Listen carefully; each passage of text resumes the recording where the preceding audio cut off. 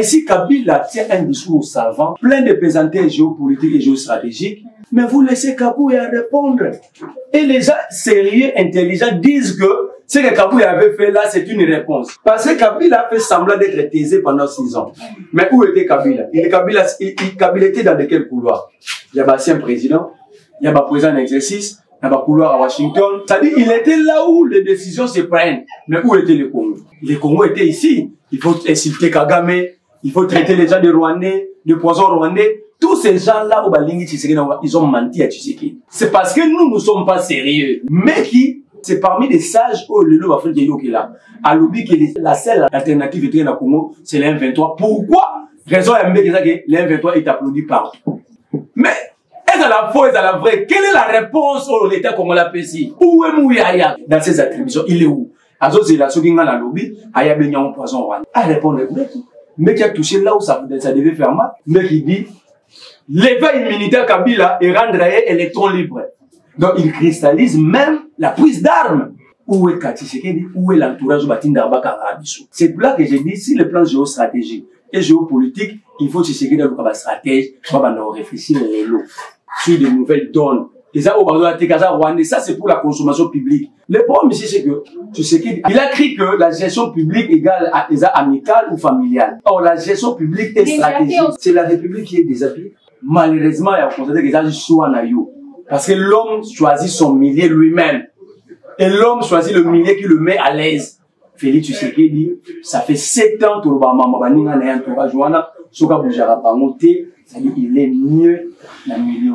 Ceux qui nous font mal à Kabila aujourd'hui ont été façonnés par Kabila. Samalukoni, Mouyaya, Moutamba, Ale Atundu, Mene, tous ces gens-là, ils vont faire la même avec. Kikemu Luboa dans le Tshisekedi, c'est l'été Mobutu, c'est kabiliste. Les règles de Tshisekedi, c'est d'avoir pris le pouvoir et oublier de créer sa propre classe politique. Elle était ici, elle insultait tout le monde. Cette femme, elle est l'incarnation du mal. C'est parmi les Congolais dans un passé récent. Nani aloba na mboka pouvoir na so baluba muswahili kanga monoko mungala kanga na la banda tribalisme na stigmatisation pour tout un niveau. Donc en fait tous les Congolais ba komi nemoko koto yo faut finga Kabila ofinga Kagame oza la créer okomi crédible. Au ba na opposition pour na bango nous ça ofinga Fachi nous avons critiqué Félix a commis crédible. Non. On a besoin de cerveau. Il faut mettre fin à ça. À chaque fois que nous avons acquis battu, c'est comme si nous sommes les uniques innocents. On est responsable de rien. Mais nous sommes contre nous, on n'est pas responsable. Affaire Moutamba, les affaires Moko, c'est une première banane à bout de mon rebalané, mise à justice pour le retournement. Parce que c'est la crise Sembo. So Moto a mis Sembo, a dans la bonne sorte. Moutamba lobby, a Rosali Bosso a fondé, mais il a raison. Mais pourquoi on va le savoir? Bon, on fonde dans la justice. Nous, on parle de la justice. Voilà. Alors, si nous avons un ministre, il y a une différence entre individu fondé dans la justice. En quoi il est ministre? Moutambaza bon pour Nakanya Makasisi. Heureusement, je suis gouverneur à Pavillon 4. Mbongo ya bibembe batu bakufa. So yo mbongo ya batu bakata na maboko na makulu. Mbongo ya batu na cimetière. Yo ngotongela ngo prison. Ocha banani kuna na kati. Pour soit on y prison, bah d'abord on déclare mon là bas. Dans la cangaso bas mon moitié bas. On n'a pas que tout le monde là qui s'engage place de victime bazar. Nous ils peut ça malade. Mon keba ba kena asambi. So pour ni ya Moutamba donc faut comme makelele. Comment vous allez gouverner? Chef a incarné le gouvernement Zali. Un membre du gouvernement traite la première ministre de Karaba la sorcière et à lobby, vous sa Karaba la sorcière, on a procédé dans ma caprice n'a été, je ne démissionnerai pas. Aussi, le chef de l'État ne me demande pas. Le président de la République n'est plus sacré par la loi, selon le groupe. S'il y a quelqu'un qu'il faudra respecter à tout point de vue, c'est le président. Mais Moutamba incite la chef du gouvernement, apprenant comme par avant la sécurité, le chef de l'État. C'est-à-dire le chef de l'État devient un jouet. Pour la bisoter, Mambo Nicolas Loba, na o Moutamba Lobi, soma na Lobi, amo demi a Péoya. ANR Bimi, CNS, Conseil National de la Sécurité Bimi, mais la désacralisation, il y a président de la République, et ça égale, il y a déshabiller la République. Alors, lorsque c'est président, Moutamba Dabian a sexta. Tout le Kabila sorcier, Kabila tout traité. Aucun ministre sous Kabila pouvait dire ça sur Kabila. Aucun.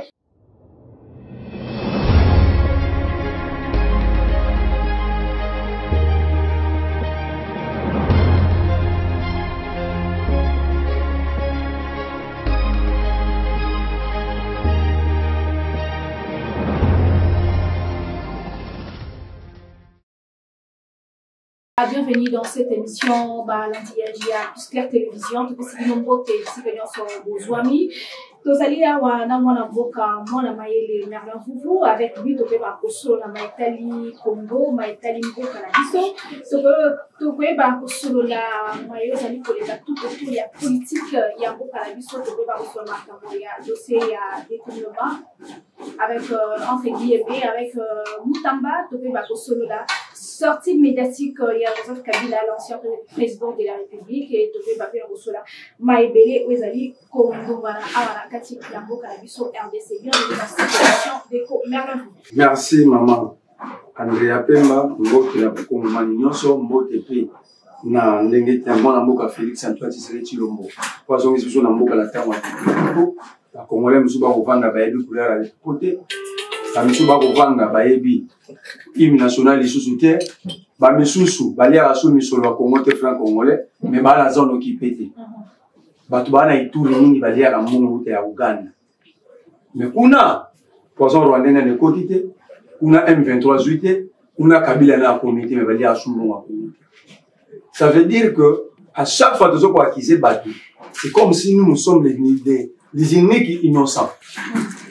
On est responsable de rien. Mamouzo moto sala contre Mouga la biso on n'est pas responsable. Aujourd'hui on va détournement. Nicolas Kaz a dit quelque chose de grave. C'est là où la conscience collective n'existe pas.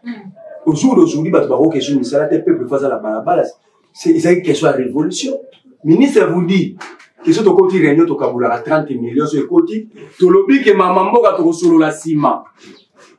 Apparemment, c'est le peuple indien Azali. Ça veut dire que on était dans le pays de la Burkina Faso, dans le pays à conseil économique. Quand le ministre, député, président, Bougoumé, ça vaut que nous. 30 millions de dollars.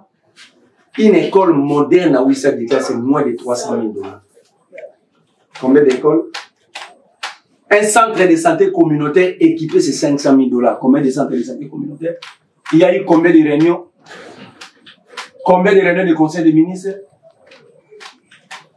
Faisons les calculs. Comme Kinshasa a besoin de 2000 km de route pour absorber l'embouteillage. Faisons calculer 30 millions pour un nombre de réunions, rien qu'il y a conseil des ministres. Tout cas, les réunions interinstitutionnelles, depuis nous avons des réunions. Tout ça, la calcul sur la Kaboularan, minimum, nous avons 30 millions. Ça fait combien de milliards? Voilà, d'abord, au délai de détourner, il y a un forage. Voilà, ça va décider que tout le Kaboulayan. Entre les cas, de Kaboulango, nous sommes la taille la bas. Je parie fort que même ma sous-vêtement de soutien à la tabasson dans la monde. Parce que ma ministre, mais c'est la vérité, ma son ba carburant, ni à traiter mon tout. Ma foutre la banque, il y a ma ministre Moussa Bazawa, ma vendre en anda kuna banque, comme l'État devait leur prendre en charge, ma ministre a un la location. Bazawa. Au moment où porte le ndako ministre va vendre, c'est mais l'État foutait la rango. Bazawa na ba misombe la bilambati. Bazawa mbongo alimentation na bango. Bah, comme ils sont privilégiés, ils sont plus congolais que nous. Ils sont plus congolais que Batou Bazani Maï, Bazani Nzela. Ils sont plus congolais que les sinistraux, Batiana Baterre, Yaba municipal, Mbou, les autres, Baola, Libanda. Et au-delà de tout, ils ont nommé un gars, c'est dans la TV, qui n'a pas malédiqué. Qui s'agit de qui? Parce que dans la TV, dans l'éducation, les parents n'ont pas battu. Comment vous avez un gouvernement? Chef a incarné le gouvernement Zali.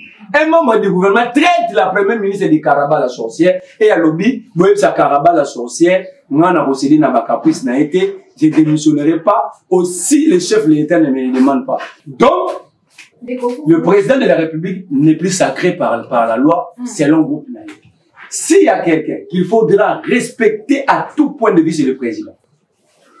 Mais Moutamba incite la chef du gouvernement, apprenant comme par avant naïe la sécurité, le chef de l'État. Cela signifie, moi, nous avons manqué maman Nandabu, que papa Zali. Donc, papa, maman Zali, c'est lui qui cristallise l'impolitesse dans la gouvernement.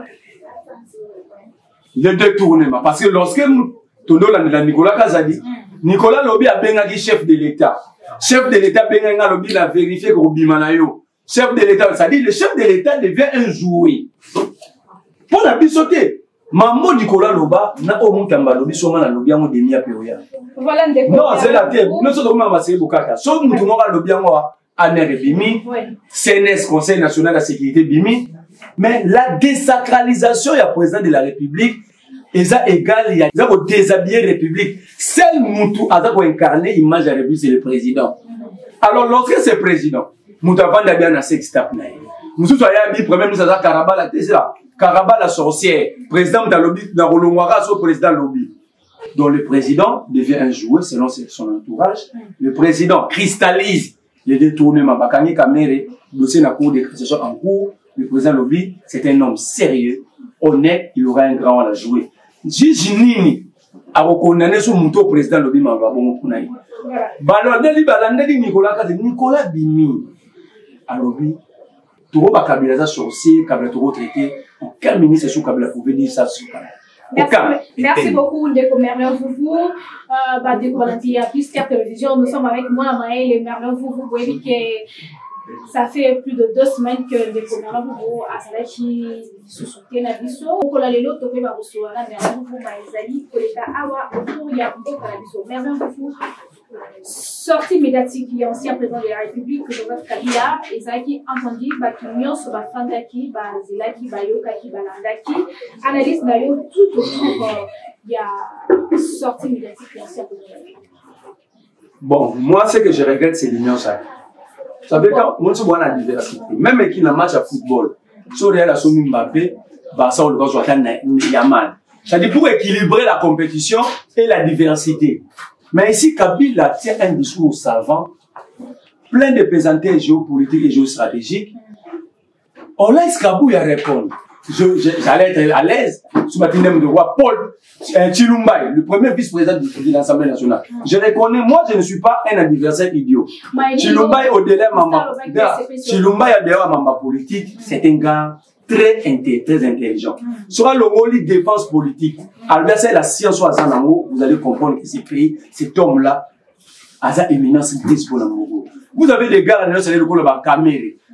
Nous avons précisé Alain Atounou. Mais Alain Atounou, c'est parmi les savants congolais. Mais vous laissez Kabouya répondre.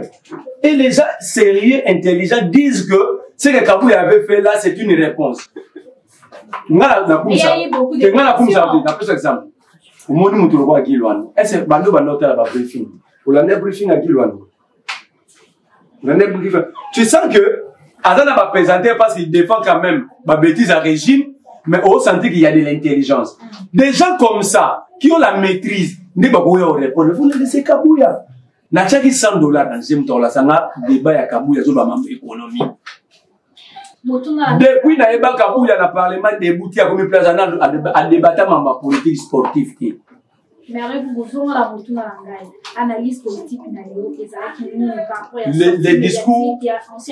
le discours, il y a Kabila, il y a un discours géopolitique et géostratégique. Ils ont une réponse à la terre à Kabouya. Ils ont une réponse à la niveau de la terre à diplomatie à Kabouya. Parce que Kabila a fait semblant d'être taisé pendant 6 ans. Mais où était Kabila? Kabila était dans de quel couloir? Il y a un président, il y a un président en exercice, il y a un couloir à Washington, il y a un couloir à partout. Il est allé tisser des relations avec le plus bras droit, grand bras droit. Il y a Trump et Elon Musk. Ça dit, il était là où les décisions se prennent. Mais où était le Congo? Les Congos étaient ici. Il faut insulter Kagame, il faut traiter les gens de Rwandais, de poisons rwandais. Tous ces gens-là, ils ont menti à Tshisekedi. Ils ne sont pas stratèges. Je suis tenté de dire même qu'ils ne sont pas intelligents. Parce que l'intelligence est soumise aux résultats. Moi, dans la 20% dans la terre, l'intelligence, c'est la capacité qu'a un être humain à étudier une situation, à comprendre et à relever les défis et équations. Alors, quelle est l'équation qui a été relevée par rapport à cette crise? Sur le plan géostratégique, le monde international a des blocs.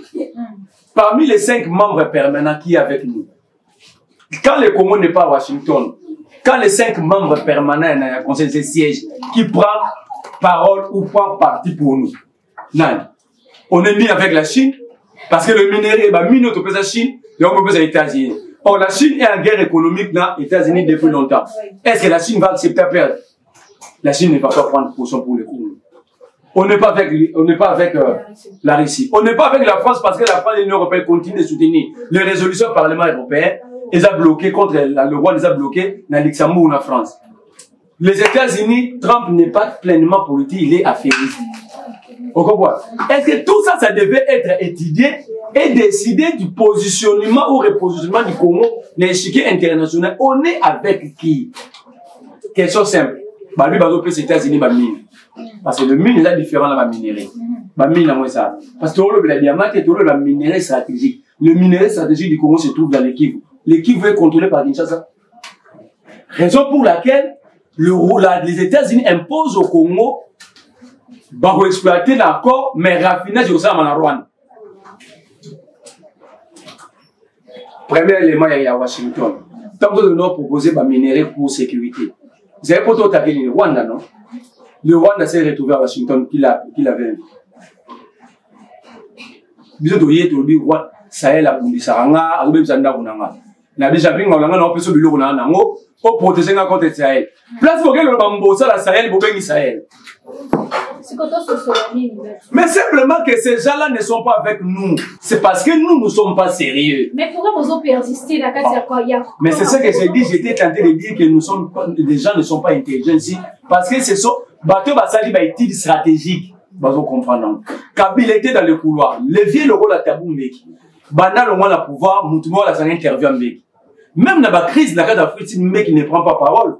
Mais lorsque Kabila a pris parole, Kabila arrive à Goma, un mec qui prend parole sur la place publique. Et quand un mec qui prend parole, c'est pour s'attaquer au régime dans le Congo et donner des béquilles. Mais qui, c'est parmi les sages où le loup africain qui est là. À l'oubli que la seule alternative était dans le Congo, c'est l'M23. Pourquoi? Raison à mec que l'M23 est applaudi partout. Est-ce vrai? Mais, est-ce à la faux, est-ce à la vraie? Quelle est la réponse au l'État congolais ici? Où est Mouyaya, qui est la personne qui a la communication du Congo entre dans ses attributions? Il est où? Azo Zela, ceux qui ont la lobby, Aya Benyan poison Rwanda. À répondre, mais qui a touché là où ça devait faire mal. Mais qui dit, l'éveil militaire Kabila et rendre électron libre. Donc il cristallise même la prise d'armes. Où est Kati Sekedi? Où est l'entourage de Batinda Bakarabiso? Parce que là, on a quitté. Mais là, c'est grave. Moi, je défends mon pays, Batinda Bakaranga. Le mec qui est écouté même dans Washington tient de tels propos. Kabila dit, demande à la SADC de retirer ses troupes. 2 jours après, SADC prend la décision de retirer ses troupes. Nakichasa Kaka, Kabila démon. Kabila a rabattre ma carte sur le niveau diplomatique, puis donc Kabila démon. Donc, tout ce que le roi a 97, Moussa Zoya, Bakengo Kaka, qui s'en est quoi, mais à lobby le lobby. C'est-à-dire, les gens sont épidermiques, incapables d'approfondir les réflexions sur de vraies questions. C'est ça. Je donne raison à Nicolas Kazali. Bakabula Rambongo, Maïba Mamboka, après. Discours il y a Kabila. Kabila dit détournement, la corruption et atteindre un niveau inédit. Est-ce qu'il a même? Quelle est la différence entre les propos de Kabila et ce que Nicolas Kazali a dit? Nicolas Kazali, Kabila a dit, il y a stigmatisation, il y a zone mogo linguistique. Il y a Swahili, Bakalba Génior, bon, c'est arrêté à tout moment. Mais après, c'est une réponse pour lui que c'était la même chose. Non, ça, ce n'est pas une réponse à la taille du discours. Kabila l'a dit, les mêmes mecs qui l'a dit, ça dit, c'est dans la dimension géostratégique mondiale. Pour le bâtir, il faut mettre, pour proposer des alternatives. Que c'est faux. Ceux qui sont arrêtés, il n'y a pas que les Katangais, il n'y a pas que les Tata, il y a ça, ça, ça. Et pour la sûreté de l'État, raison pour laquelle ils sont interpellés. La réponse, ce n'est pas que Dassou Kabila, mais ça n'a pas dit. Ça, c'est quel type de réponse? Tous les alliés, ils disent combien de fois. C'est que le Lengue, ancien président de la République, a se retrouvé qu'une langue est est. Soyanga problème ça. Motu les alliés, Nassisi Motu na langue. Azali Koyamba, Baimboka Bazali, Nangamboya. Quelle est la loi qui interdit un Congolais de rencontrer un autre Congolais? Nassisi Motu na te. Soukana Wezani. Soukana Wezani, il a Kabila, il y a des consultations. D'abord, Kabila est Congolais. Moni, Kabouya n'est pas Congolais. Kabouya est Congolais. Kabouya est Congolais. Tshisekedi Félix est Congolais. Yosa Congolais, on a Congolais. Tous nous sommes des présumés Congolais. Il y a 120 millions de présumés Congolais. Kabouya a sa carte d'identité nationale, nous avons testé qu'à la Congolais. Alors, le carte d'électeur. C'est une carte utilisée pour un processus. Normalement, tous vivre la fraude, il faut boire la carte. Elle est ceci là. permis, c'est pour les conducteurs. Moi, je ne conduis pas, on va permis. Pour qu'on puisse avoir un permis. Alors, le passeport, si on a vu le passeport, on a voyagé de 5 ans qui paie. Où est la carte d'identité nationale promise ici, mon Ebima 1 milliard? Kabou a dit Kabila Congolais. Yellow, on est de l'autre Congolais en droit. Ça, c'est un. De deux. Babi Kabila a la musique. C'est là la distraction. C'est qu'est-ce que les Congo gagnent dans tout ça? On va continuer avec c'est que les Congo gagnent. Ils ont un fin de Sambo. Mais les Congo devaient gagner lorsqu'ils ont une stratégie sur le véritable politique. Ok, Kabila a une stratégie contre les Congolais. A une contre-offensive. Il y a un niveau où on a un couloir. Non. C'est un pays indépendant, souverain. Mais ici, on a une stratégie. Kabila n'est pas congolais. Il n'est pas le fils de Moussé. Bon, dans tout ça après, quelle est la recette qu'on va proposer à la présidente pour avoir la solution à la problème? Est-ce que le président qui a annoncé que le président de la République n'a pas et changer d'identité? Mais je vous ai dit, Kabila a rabattre sur le plan diplomatique parce que même au jour d'aujourd'hui, si William t'a consulté dans la place à AFC, ça veut dire l'interface même doit changer. Même l'interface a changé, mais là, c'est va être la face du propriétaire. Il y a Kabila. Alors, est-ce qu'il va tenir le même discours C'est là que j'ai dit, si le plan géostratégique et géopolitique, il faut se sécuriser dans le stratège, on va réfléchir les lots sur de nouvelles donnes. Et ça, ça c'est pour la consommation publique. C'est bon pour des habillés, tu sais, Kabila, c'est bon. Mais dans la source, dans la loge, parce que la politique, et ça, l'ésotérisme, la loge, où il n'y a que des stratèges et des gens, des fins stratèges et des gens trempés totalement dans des stratégies politiques, la maîtrise de la géopolitique mondiale, géostratégique. La petite question bloc, c'est la géostratégique. Nous sommes dans quel bloc? Quelle est la position du Congo au jour d'aujourd'hui dans l'échiquier mondial? Parce que l'Afrique, qui était avec nous, au jour d'aujourd'hui, n'est pas avec nous. On n'a pas des alliés, on perd les alliés qu'on a vus. L'Afrique, c'est parti. L'Afrique était prête à faire face au Rwanda pour nous. Mais, expliquer, et comment l'Afrique s'est retirée? Donc, moi, je peux être contre Tshisekedi, mais je ne peux pas être contre le Congo. Parce que c'est l'unique pays que j'ai. Il a intérêt d'aller trouver de véritables stratèges. Des gens, de véritables vertébrés. Pour négocier au niveau international, ça ne sert à rien de détourner les gens. Là, on s'est plus là. 100 millions à Congo, ça va vertébrer, on va rabattre les bacades sur le plan diplomatique d'intérêt pour que le Congo gagne. Que n'a pas de dénoncer, nous avons évité, mais le Congo va perdre.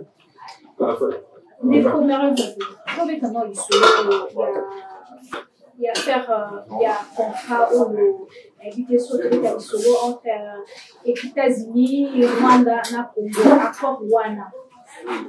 Mais il y a tout dans le monde. Le président de la République a négocié l'accord Rwanda, la mission sur le monde, qui est lié, tout le temps, la télévision, la mission avec l'équipe. Est-ce que le président de la République a pris la peine de présenter l'accord Rwanda dans l'Assemblée nationale? Il s'agit de quoi à l'intérieur? Le président Sidia qui est ESC Rwanda et une assemblée. Aujourd'hui, c'est rendu compte un peu plusieurs erreurs. Non, cette fois-ci, nous avons pris la décision, accord Union sur l'Assemblée.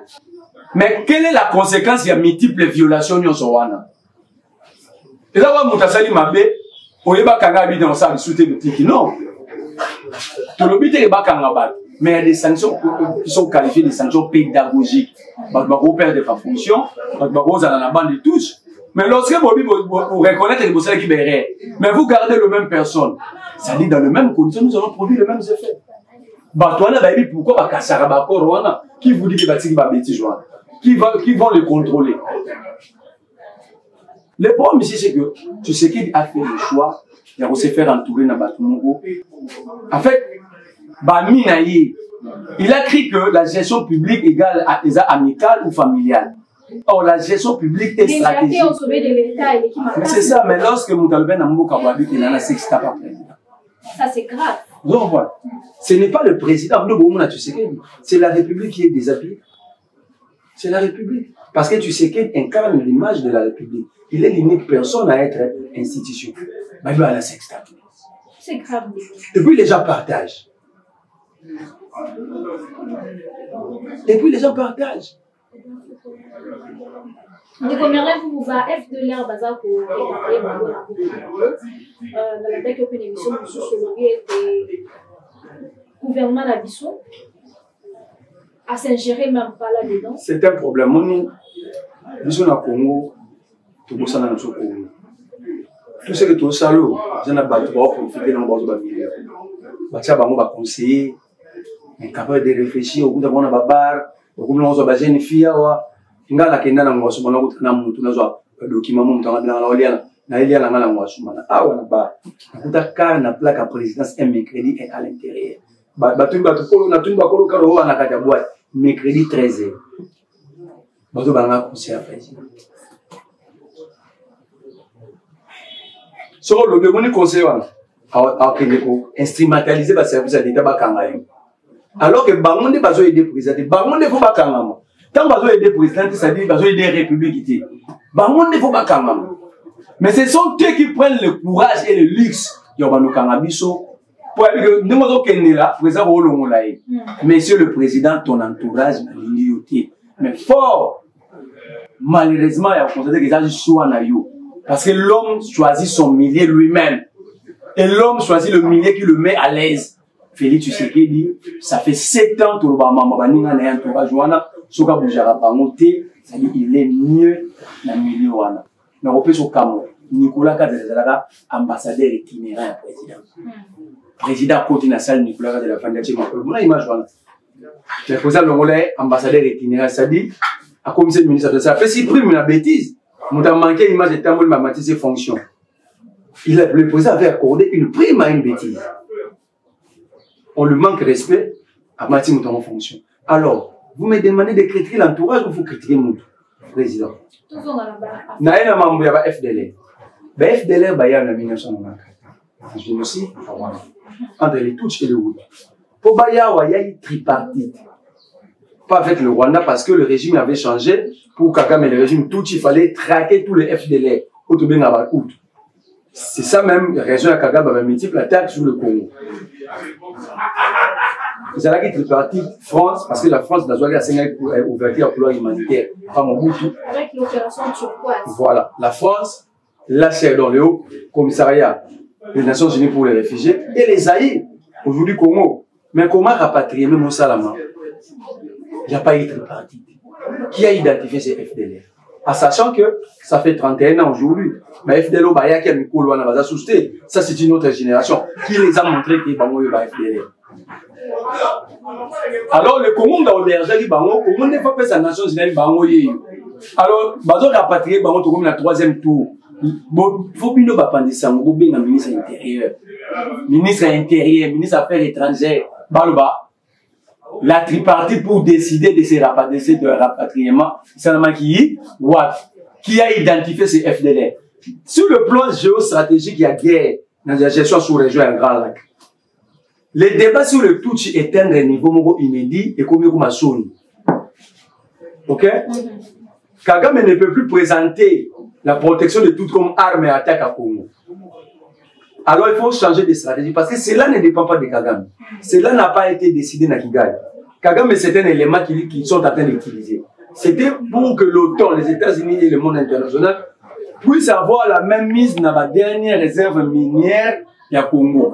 Alors il faut utiliser un État voisin pour le transit. Et bien, utiliser qui? Rwanda. Alors, les débats sur. Alors, peut-être à deux voix. C'était que Kagame est en danger, le régime à Kigali, parce que le FDLR va traverser la arme. Deuxième, il y avait stigmatisation du peuple Tutsi, et Kagame devait le protéger. Aujourd'hui, c'est démontré clair, noir sur blanc à travers le monde, qu'il n'y a pas conflit entre les Hutus, Bissau Babantu, autochtones au Congo, et les Tutsi. Par exemple, Bissau, le ministre ITP, c'est un Tutsi. Comment vous allez dire que il y a traque de Tutsi? Alors, il faut monter de nouvelles stratégies. Rapatriement.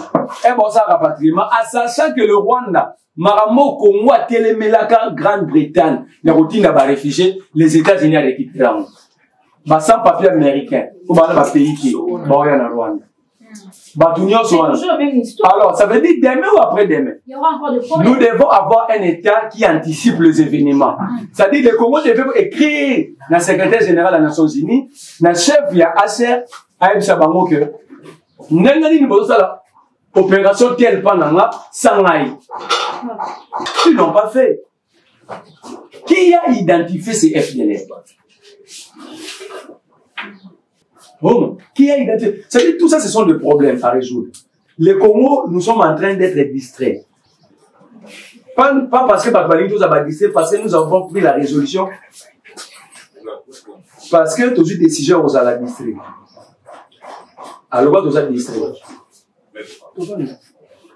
Mais nous allons tous être perdus. Conséquences des années. Mais conséquences des autres, on a dit que le pays est déséquilibré. Il y a l'occupation de l'autre côté. Il y a ça. Lorsque les gens montrent des stratégies pour le Congo, biso a tout ça dans le film à Kabila, toi on a détourné.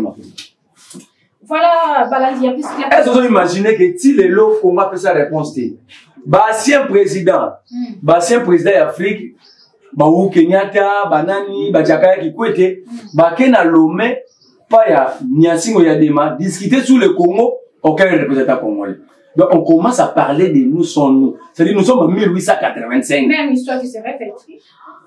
Nous sommes en 1885. Donc tout le monde va vendre 7, 8, entre guillemets, ancien président, qui sur quoi ils n'ont jamais réussi à développer leur propre pays, mais va vendre, va discuter Congo, sans le Congo.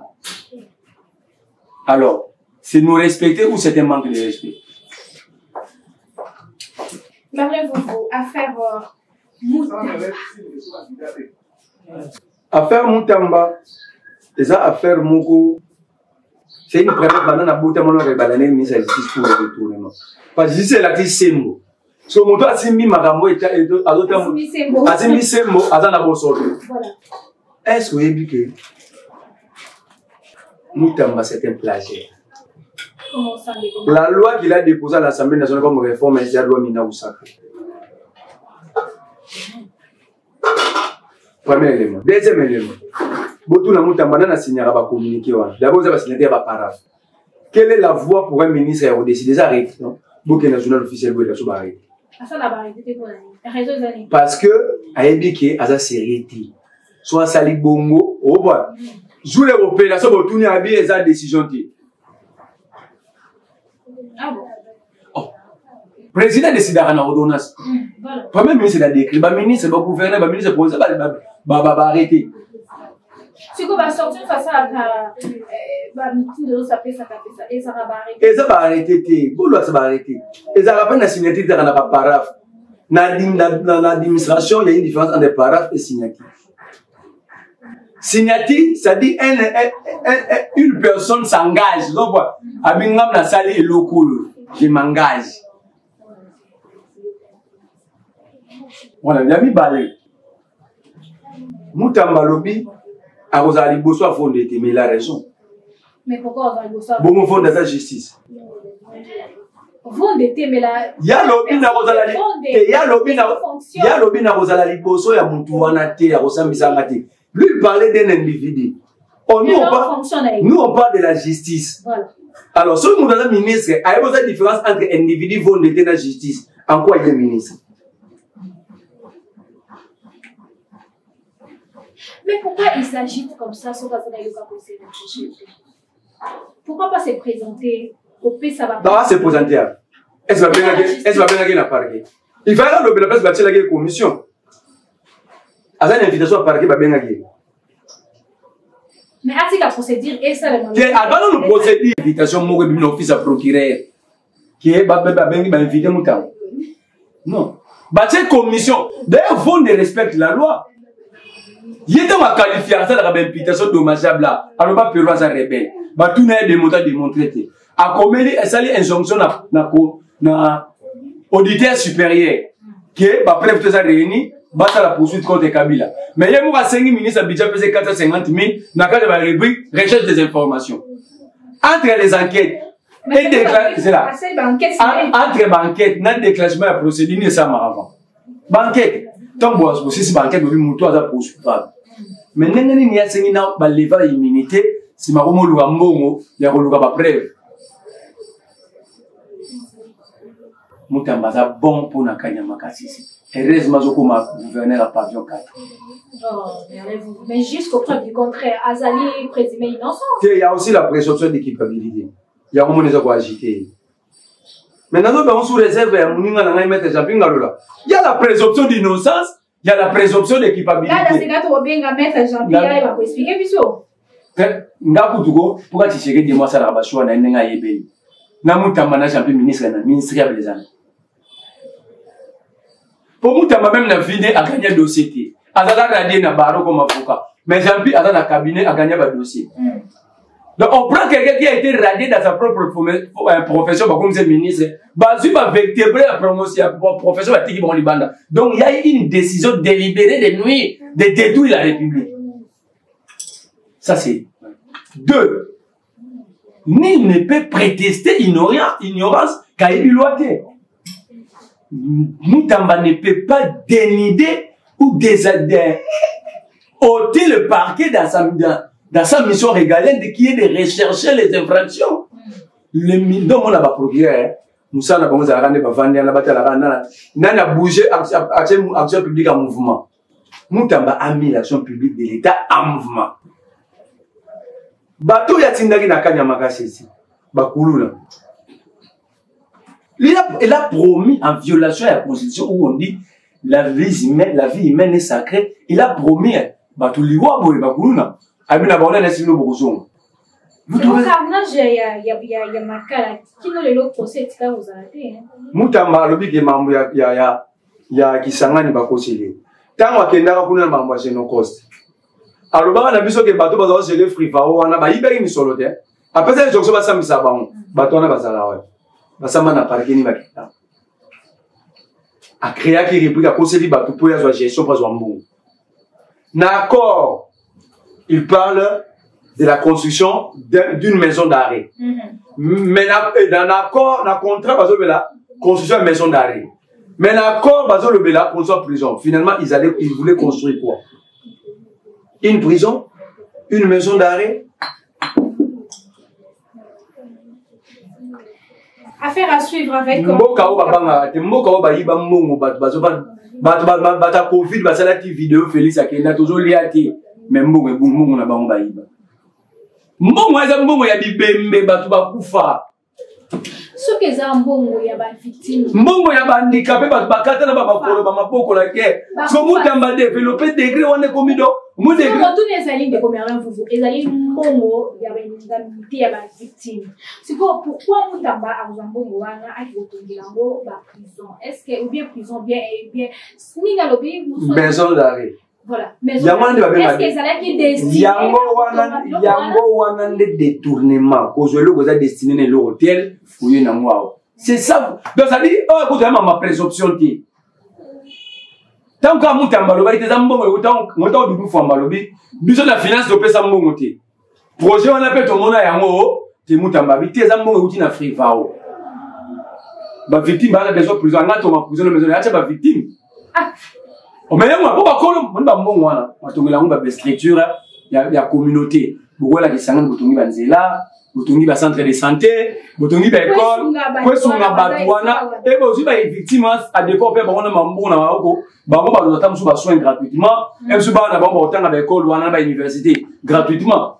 So yo mbongo ya batu bakata na maboko na makulu. Mbongo ya batu na cimetière, yo motongela ngo prison. O tshaba nani kuna na kati.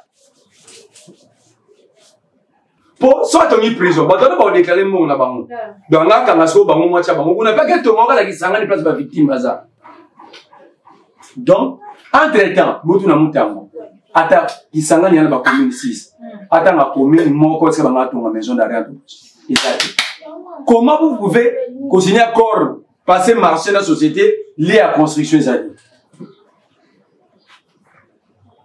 Après sa commune, na qui s'engage moi je suis de qui s'engage. Après sa commune presque ben ngaba tonga prison non j'appelle tout de suite parce que c'est ngaba capture j'appelle la mutuna kisanga na ki comment vous pouvez décaisser 19 millions de dollars vous signez marche passation marché mais place à retourner la mozati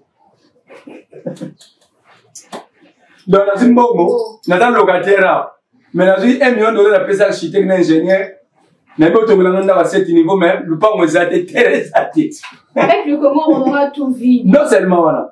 Ouais. La justice doit interpeller les gestionnaires, les directeurs généraux et la DGCMP, la direction générale du marché public. Parce qu'il y a des documents qu'il faut introduire avant que la DGCMP appelle ça à nous, donc avis de non-objection pour passer marché. Ok? Alors que tout ça dans le contrat sur le maison d'arrêt, accord sur le prison. Les vrais documents introduits à la DGCMP, ça va documenter. Soit il y a eu usage de faux. Quels sont les documents où il peut s'agir DGCMP droit aux emplois? Après ça va marcher, on a alors que l'entreprise wana et salamiga sikoyo, bon on est côté de la compte de la société avant que la société soit créée. Apparemment, l'entreprise union sur ça va détournement. Écrire un marqué dans 2 mois. L'entreprise va papa les nets ou à Moutamba et ça la société à moi si il y a Vincent Karega, ambassadeur à Rwanda. Vous voyez que pareil à Moutamba la politique, c'est Vincent Karega. Mais il est vivant sur la possibilité. Il est vivant. Il peut tout dire sauf à Rwanda, tout n'a fini sauf quoi. Spirituel et politique. Bon. Affaire à suivre. Il y a l'objet Mounas à Rolba Kagama Mabete. À ça contre les Congolais. Bon, ils sont appelés si marché dans Rwanda. Parce que Rwandais. Moi, je suis la banque dans Rwanda. Dans ce moment-là, nous sommes des patriotes tout le monde. Voilà, on est déjà au la ça y est. Nous sommes malades. Mon keba iba kena asambi. So pour ni ya mutamba donc faut comme makelele.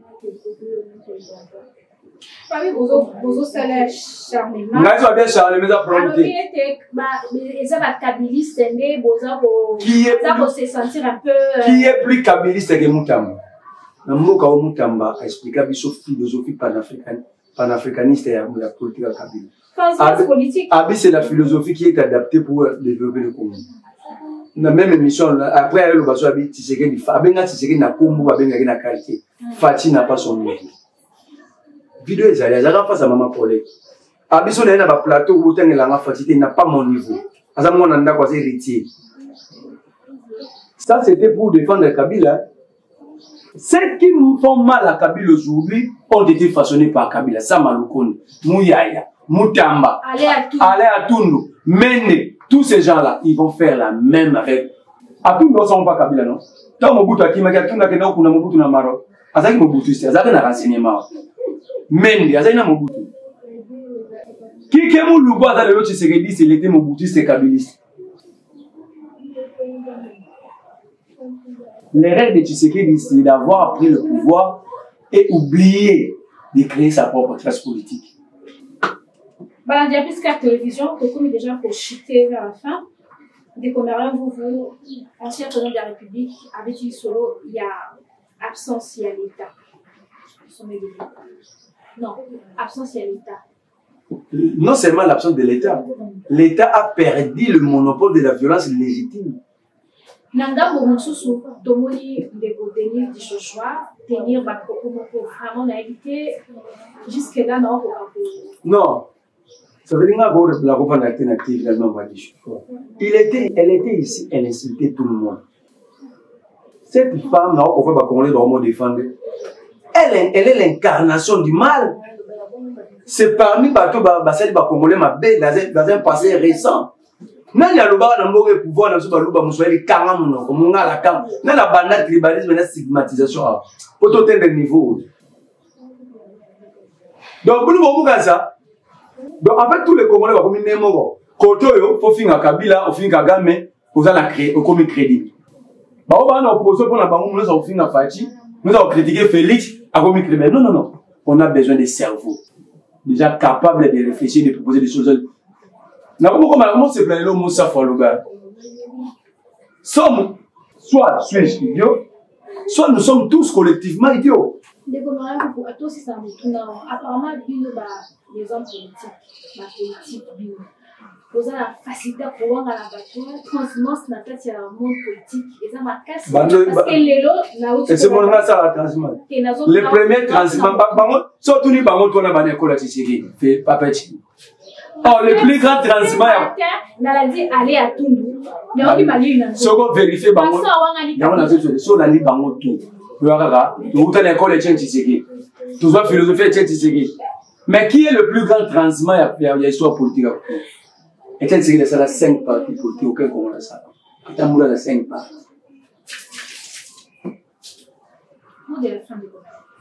Mon isigol. C'est ceux qui battent, ils ne pas mettre en avant. C'est la même macam. C'est qu'ils avaient bien appris. Nous devons réfléchir sur les comportements là-bas. Nous devons réfléchir comment changer les choses. Quelle est la recette proposée dans les Congolais pour que Congo, ensemble avec la classe dirigeante et la classe dirigée, token de la gestion participative et gestion commune token de tout le monde. Ce débat Kabila criminel. Vous avez Kabila za Congolais. De mon colonie ni Etienne Kabila ou bien mon Kabila qui était la famille Kabila.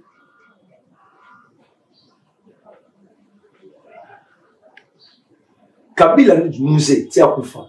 En tout cas, on va présenter M. Etienne Kabila moi en était. Talambo comme doza, voilà jeunesse wa John Lungila. À côté de la Tshisekedi magende exil, on le mikanda sampa, à comme à le mikanda na poto. Et ce moment-là, mon colo pouvoir comme exilé. Là, ce pouvoir à Tshisekedi. Et les électeurs me défensaient à pouvoir Tshisekedi. Bani ba exilé aux États-Unis. John Lungila zo luka papier na poto.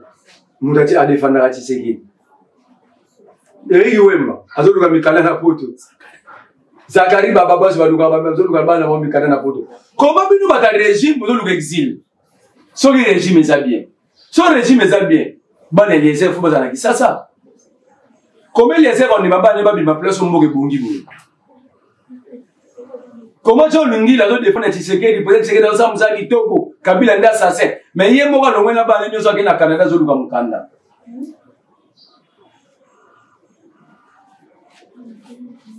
Donc, on comprend que tu sais que l'India pour arriver au comprendre que le bâtiment va flatter. Comment on a Martin Fayou? Vous en voyez Fayou le président. Tout ça le pouvoir, mais la Zuba a laquelle le gouvernement Mikanda comme exilé. Et ce moment-là, mon boutiste a exilé quand on a le pouvoir. Et ce moment-là, Kabiliste a exilé quand Kabila a le pouvoir. Neni batati seki di ba okenda ka exil mais bazo kumza ka pouvoir. Pourtant ba ke luka mikanda na bazo bimaki bazo kima régime zo menacer ba on. Mais na Facebook na Twitter ba ça ba vidéo bazo ba ba mususu.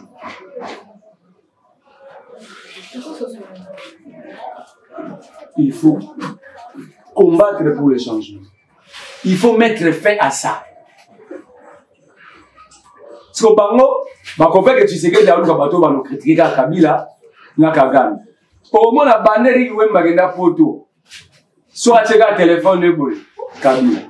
Soit tu téléphone de mukolo nini au moins qui tant Eric wemba na photo. Donc critiquer Kabila. Avant critiquer opposition. Tant Nicolas Kataliba Kabula 30 millions wa vidéo Eric wemba. Na John Lungila.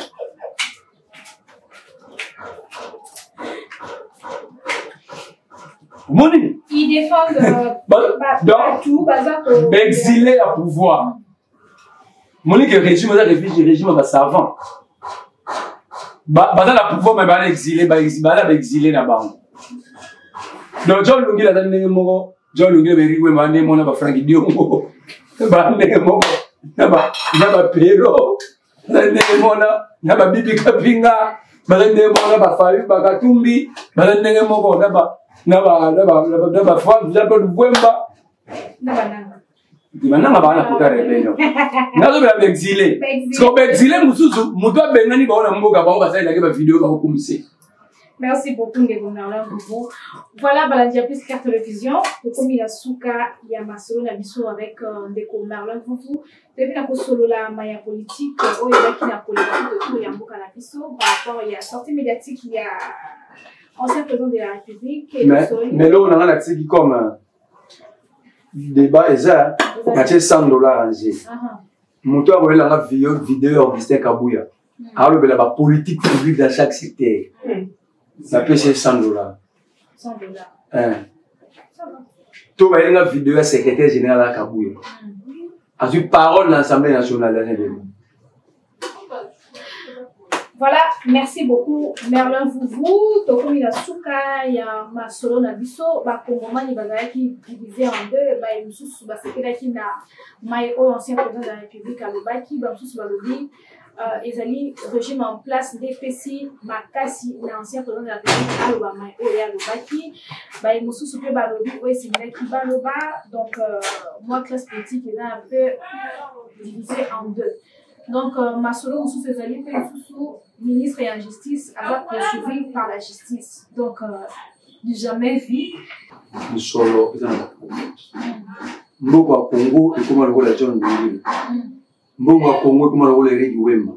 Mboko Congo, le rôle de la banque, et qui est une affaire étrangère, et ça, ici, passeport, et qui est l'ambassade de Belgique. Dans un visa, Mboko Congo, et qui est la affaire comme la Belgique, et comment c'est ici. Et le but a besoin d'insécurité. Makambozo le Ghana est triste. En fait, les amis, dans le mois de 19 novembre 2021, il y a eu une négociation entre le bas syndical, les enseignants, EPST, les enseignants, et le gouvernement congolais. On a décidé que le gouvernement soit engagement pour allouer l'argent. Cadre des services centraux, une prime pour fonction spécifique. Pour en concrétiser, il y a un mécanisme en maths, en septembre 2022. Mais, enveloppe, on a fait à 7 milliards 767 970 000. Effectif à Bajan, il faut pas bénéficier d'un bazar 2950 agents. Après plusieurs mois, il y a plusieurs mois, Bafouta qui a monté. Il y a le même mécanisme. Le ministre d'État aimé Bosch, il y a budget. Il y a loué enveloppe, il y a 6 millions, il y a 666 665 francs congolais. La faveur, il y a l'argent dans le bail. En 2024. Raison pour laquelle le ministre a EPST, Madame Raïssa, avait saisi la première ministre. Pour éviser que dans la lettre, il y a. Voilà.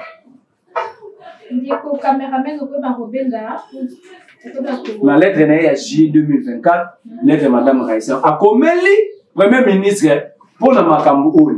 Entre-temps, Moutodo Géré Makambo, c'est le directeur, chef de service de la paix, le ministère de budget. Alors, tant que si yango, le secrétaire général, parce que nous sommes entre experts. Il y a EPST, il y a budget, il y a finance. Baye pour allouer enveloppe supplémentaire, ministre du budget, il y a 3 220 000, n'a pas le secrétaire général pour 2750 agents. Après un temps, le secrétaire général a écrit. Le secrétaire général Yangoyo, a commis qui directeur et chef de service de la paix, a commis les Bonatan Ramon. Monsieur le directeur chef de service, me référant au communiqué final sanctionnant la fin des travaux de la commission paritaire gouvernement banque syndicale de l'EDIC-NC, signé le 24 août 2024, à l'issue duquel le procès verbal signé en date du 16 mars 2024, Abigua faisait partie intégrante des engagements et résolutions telles que convenues par les deux parties. À cet effet, une enveloppe de 3 220 000 francs congolais a été allouée pour un début d'exécution de la mécanisation de la prime pour fonction spécifique d'encadrement de la paix en faveur du personnel administratif des services centraux. De ce qui précède, et pour atteindre les taux, il faut atteindre 7 milliards wana. Pour atteindre les taux mensuels du barème contresigné le 12 avril 2022 et déjà d'application depuis septembre 2022, il y a nécessité qu'une enveloppe supplémentaire. Alors solliciter Mbongo pas atteindre objectif. Ça c'est le secrétaire général. Enveloppe supplémentaire, il y a à cette enveloppe supplémentaire, il y a 4 milliards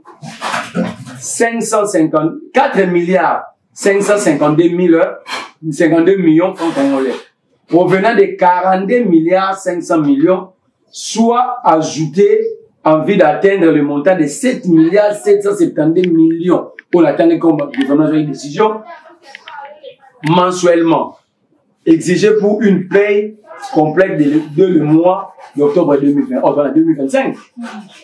Voilà 2025. Ainsi, je vous fais parvenir en annexe les listings y afférents ainsi que le tableau barémique complémentaire pour l'exécution de la dite paye sur l'enveloppe accordée afin de payer l'intégralité du taux barémique contresigné pour éviter de nouvelles tensions qui pourraient perturber l'ambiance du travail ainsi que la paix sociale. Donc, gouverner, c'est prévoir, dit-on. Donc, le secrétaire général était prévoyant. Il a saisi le directeur chef de service et directeur paye au ministère à budget pour lui dire que il faut que ça ait une enveloppe supplémentaire pour atteindre l'objectif tel que l'État, soit qu'il y a le gouvernement, soit qu'il y a engagement. Sinon, la quiétude, la paix, le secteur, il y a éducation, on a la perturbé. Il y a eu des manifestations parce que les gens sont bon, parce qu'on a exporté, on a défendre le Mahmoud. La personne qui va s'attaquer, il est innocent. Parce que dans la lettre, c'est lui qui se bat pour vous. À transférer, le listing n'est pas en annexe. À transférer le chef de directeur, chef de service, ou tableau, nous se paye. Au lieu du chef de directeur, chef de service à paye, à 5 pour louer enveloppe supplémentaire, il y a 4 milliards, il est lourd. Ensuite, au lieu de les gens vont monter contre le secrétaire général, le document est signé, ils ont paraphété. Secrétaire général Mathieu Mukenge Bakina. Ça veut dire ici, le secrétaire général a EPST nié pour rien. Parce que les deux lettres ici attestent sa volonté de prévenir contre les intempéries dans le secteur Wana. Alors, ceux qui n'ont pas fait leur travail, comme dans le commis politique, à pour que le ministère de commis politique, nous disons ceci. Cette politique doit prendre fin. À chacun ses responsabilités. À chacun son rôle. Nous avons enseigné dans les ceux qui ont un problème venir.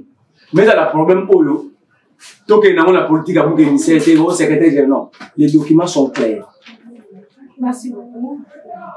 Donc, je demande le directeur chef de service et directeur paix à ça la rapide à quota l'exécution conformément à la demande du secrétaire général parce que n'est pas dit par ma grève des obans et vous avez ça n'est pas la pression c'est nos enfants qui seront perdants. C'est un secteur qu'on ne peut pas blaguer avec. La vie de la formation.